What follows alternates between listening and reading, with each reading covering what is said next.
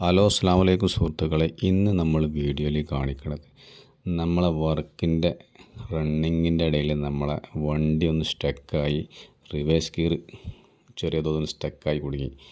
നേരെ നമ്മൾ വർക്ക്ഷോപ്പ് വണ്ടി കയറ്റി ഹൗസിങ് അയച്ചു, ഓയിൽ ചോർത്തി കാര്യങ്ങളൊക്കെ ചെയ്ത് അപ്പം നോക്കുമ്പോൾ നല്ലൊരു മുട്ടൻ്റെ പണി നമുക്ക് കിട്ടിയിട്ടോ. അതായത് ഒരു 3500-4000 ഉറുപ്പ്യ നമുക്കിന്ന് വണ്ടിമേ കയറ്റിയിട്ടുണ്ടെന്നല്ലേ.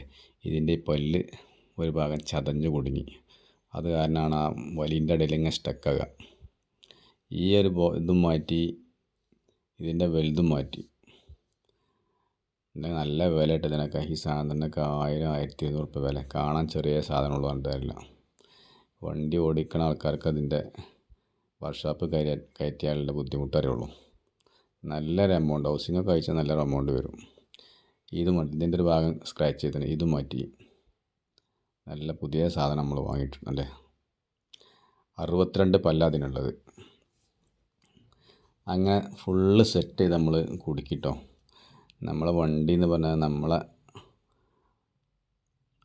ഉപയോഗത്തിന് മാത്രം ഉപയോഗിക്കുന്ന വണ്ടിയാണ്. നമ്മളതായിട്ടുള്ള ഉപയോഗം, അതായത് പുറത്തേക്ക് കാര്യമായിട്ട് നമ്മൾ ഓടയില്ല. ആ ഫുള്ള് സെറ്റ് ചെയ്ത് നമ്മൾ കുടുക്കി.